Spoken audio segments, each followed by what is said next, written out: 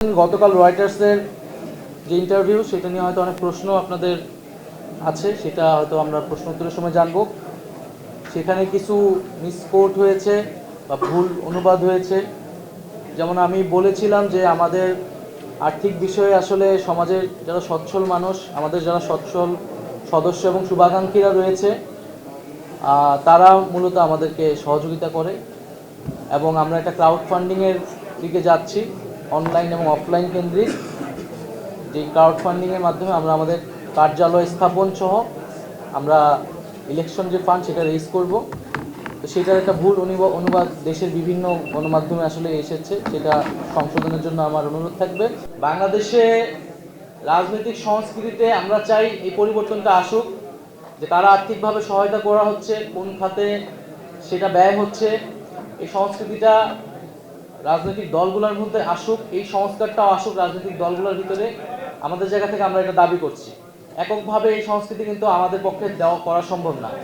আমাদেরকে কারা সহযোগিতা করতেছে আর্থিকভাবে, আমরা যদি তাদের নাম প্রকাশ করি, তারা যে কোনো ধরনের ক্ষতির শিকার হবে না সেই নিশ্চয়তা সরকার থেকে দিতে হবে। আসলে সেই কালচারটা আসলে বাংলাদেশে এখনও তৈরি করা যায় না, কিন্তু আমরা চাই সেই কালচারটা হোক এবং সকল রাজনৈতিক দলই সেই সংস্কৃতি গ্রহণ করুক।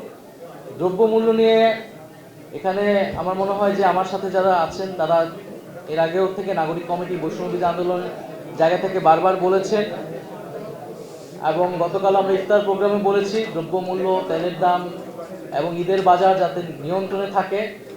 আমরা যেসব অলিগার্ড ছিল বাংলাদেশে, যারা দুর্নীতিবাজ, লুটেরা, ব্যবসায়ী শ্রেণী ছিল, আমরা কখনোই তাদেরকে সমর্থন করি না, করব না।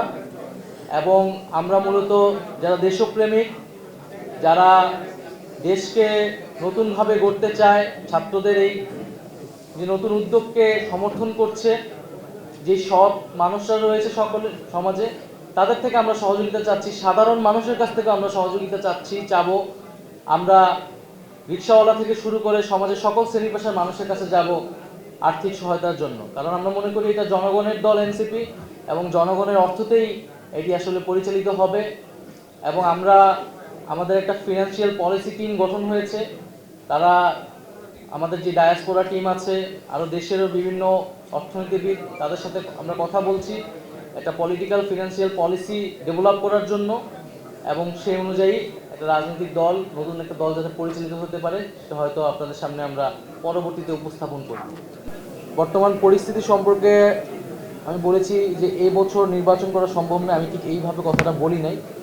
আমি বলেছিলাম যে এখন দেশের যে আইন শৃঙ্খলার পরিস্থিতি, সেই পরিস্থিতিটা পুলিশ যেরকম নাজুক অবস্থায় আছে, এইরকম নাজুক অবস্থায় নির্বাচন করাটা অনেক বেশি কঠিন হবে। এবং এই পুলিশ প্রশাসনের কিন্তু একটা সুষ্ঠু নির্বাচন করার অভিজ্ঞতা দীর্ঘদিনের নেই, তাদের সক্ষমতা পরীক্ষা হয় না দীর্ঘদিন ধরে। সেই জায়গা থেকে আমি বলেছি যে আমাদেরকে অবশ্যই নির্বাচনের আগে এই যে পুলিশিং ব্যবস্থা আছে, আইন শৃঙ্খলার যে পরিস্থিতি আছে, সেটাকে অবশ্যই উন্নত করতে হবে। এবং সেটার জন্য সরকারের পাশাপাশি রাজনৈতিক দলগুলো যারা রয়েছে, বিভিন্ন সামাজিক শক্তি যারা রয়েছে, তাদেরকেও এগিয়ে আসতে হবে এবং সহযোগিতা করতে হবে। এবং নির্বাচন যে কোনো সময়ের জন্য, মানে নির্বাচনের জন্য নাগরিক পার্টি তার মানসিকতা এবং প্রস্তুতি রয়েছে। এবং আমরা নির্বাচন সামনে বলেছি যে আমরা আমাদের জায়গা থেকে গণপরিষদ নির্বাচন দেখতে চাই জাতীয় সংসদের পাশাপাশি। তো সেটার আগে নির্বাচন কেবলমাত্র নির্বাচনী জাতীয় নাগরিক পার্টি বা এনসিপির এই মুহূর্তের একমাত্র দাবি নয়। আমরা গণপরিষদ বা জাতীয় নির্বাচনের কথা বলছি, কিন্তু তার আগে আমরা দৃশ্যমান বিচার কার্যক্রম দেখতে চাই। এবং যে ঐক্যমত্য সংস্কারের জুলাই সনদ, যেটাতে সবার স্বাক্ষর হওয়ার কথা, জনগণ দেখতে পাবে কোন রাজনৈতিক দল জনগণের রাষ্ট্রের সংস্কারের পক্ষে আছে, বিপক্ষে আছে, সেই জুলাই সনদটা আমরা নির্বাচনের আগে কার্যকর হিসেবে দেখতে চাই। বাংলাদেশের মানুষ নতুন নেতৃত্ব, তারুণ নেতৃত্ব দেখতে চায়। তবে এরকম তার মানে এই না যে আমাদের দলে শুধু তরুণরাই থাকবে। আমরা তরুণরা যারা আমরা সংগঠিত ছিলাম আন্দোলনের মাধ্যমে, আমরা আন্দোলন পরবর্তী সময়ে আমরা এক হতে পেরেছি, তারা আমরা এই দলটার যাত্রা শুরু করেছি। এবং আমাদের যাত্রাপথে আসলে সমাজের নানা শ্রেণী পেশার, নানা বয়সের মানুষরা এসে যুক্ত হবে, তাদের জন্য সেই সুযোগটি থাকবে, সেই স্পেসটি থাকবে। এবং আমরা মূলত আমাদের যে পরবর্তী সাংগঠনিক কার্যক্রম সেখানে মূলত আমরা আগ্রহী হব, মনোযোগী হব।